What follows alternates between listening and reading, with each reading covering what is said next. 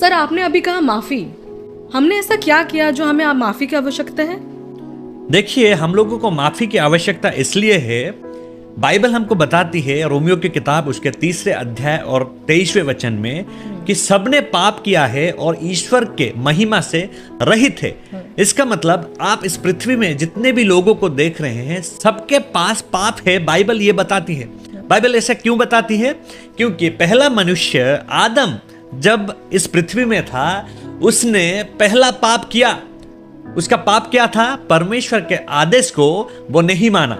उसके चलते पाप उसके जीवन में आया, और वो जो पाप का बीज है उसके संतानों के जीवन में भी आया, और वही पाप का बीज इस पृथ्वी में आज भी मनुष्य के अंदर है। उसी के वजह से वो पाप के अधीन में है, इसीलिए उनको बाइबल पापी बताती है। बाइबल ये नहीं कहती है कि हम पाप करने के द्वारा पापी हुए हैं।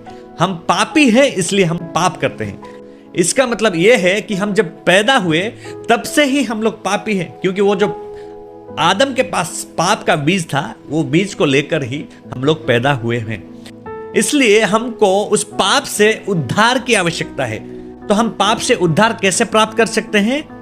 हमारे कोशिश के द्वारा, हमारे अच्छे कर्मों के द्वारा वो संभव नहीं है। हमको उद्धार की आवश्यकता है, और वो उद्धार हमको तभी मिल सकता है जब हमको क्षमा मिले या फिर माफी मिले। तो वो माफी हमको कैसे मिल सकता है?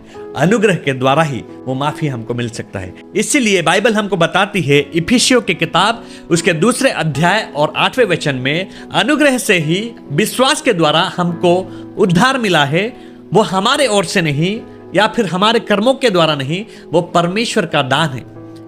मतलब हम अपने कोशिश के द्वारा कभी भी उद्धार को प्राप्त नहीं कर सकते। वो परमेश्वर के ओर से हमारे लिए एक दान है, और ये अनुग्रह के द्वारा ही हमको मिल सकता है। इसलिए बाइबल हमको बताती है यूहन्ना की किताब उसके 1 अध्याय और 17वें वचन में, मूसा के द्वारा व्यवस्था आया, परंतु यीशु मसीह अनुग्रह और सत्य को लेकर आया।